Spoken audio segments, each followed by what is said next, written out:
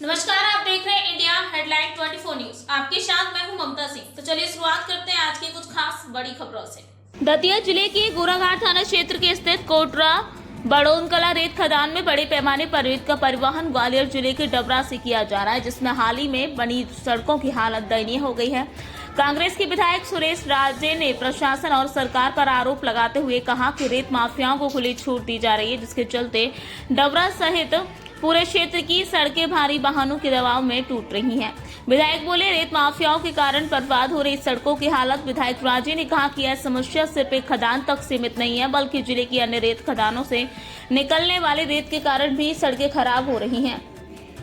उन्होंने कहा कि प्रशासन इन अवैध गतिविधियों को रोकने की बजाय मुखदर्शक बना हुआ है, जिसमें आम जनता को परेशानी उठानी पड़ रही है। सरकार और प्रशासन पर मिलीभगत के आरोप। विधायक ने सीधे तौर पर प्रशासन पर निशाना साधते हुए कहा, रेत खदानों से होने वाले अवैध परिवहन को रोकने के लिए कोई ठोस कदम नहीं उठाए जा रहे। अभी हाल ही में बनी सड़कें भारी वाहनों के दबाव के चलते गड्ढों को तब्दील हो गई हैं, लेकिन इसकी वजह कोई परवाह नहीं है। उन्होंने कहा सख्त कार्रवाई की मांग की, आंदोलन की चेतावनी भी दी। विधायक ने चेतावनी दी है कि यदि प्रशासन ने जल्दी अवैध रेत परिवहन पर रोक नहीं लगाई तो कांग्रेस के कार्यकर्ता जनता के साथ मिलकर उग्र आंदोलन करेंगे।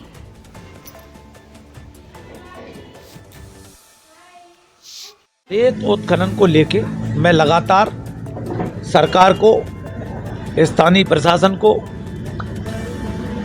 अवगत कराता रहा हूँ, लेकिन जब जब मैं कोई पत्र लिखता हूँ, जब जब मैं कोई विधानसभा लगाता हूँ, जब जब मैं सरकार के साथ साथ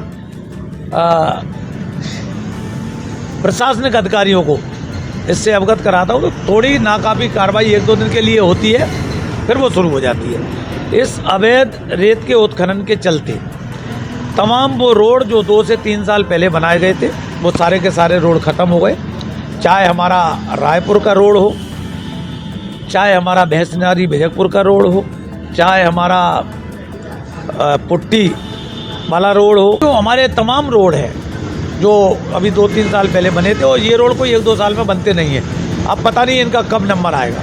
ये सारे के सारे रोड ख़त्म कर दिए। अभी हाल ही में एक नया कारनामा शुरू हुआ है। 2 खदानें जो दतिया से संचालित हैं, जिनकी परमिशन दतिया क्षेत्र की है, लेकिन डबरा क्षेत्र से उसका उत्खनन हो रहा है, चाहे वो हमारे जिगनिया बारकरी की तरफ से हो, और अभी जो वर्तमान में मगरौरा से जो तमाम हाईवा पूरा का पूरा हमारा कंचनपुर मगरेरा रोड को ख़त्म करे दे रहे हैं। मैंने इससे ये नई चीज़ सामने आई है कि अभी तक तो चलो डबरा क्षेत्र का उत्खनन अवैध होता था, अब तो दतिया की जो खदानें हैं उनका अवैध उत्खनन हमारे रोड से होके जा रहा है, और हमारा प्रशासन मूक दर्शक बन के बैठा है। मैं उदाहरण के तौर पे एक चीज़ आपके सामने लाना चाहता हूँ। आप जोरासी डंडे पर जाइए, वहाँ दरगाह के पास एक गाड़ी खड़ी होती है, वो 40 की स्पीड में जो भी गाड़ी आती है वो उसके कैमरे में कैद हो जाती है। वो हाथ दे के रोकते हैं, चालान भरते हैं या सुविधा शुल्क लेते हैं और इस्त्री कर देते हैं। जब एक गाड़ी,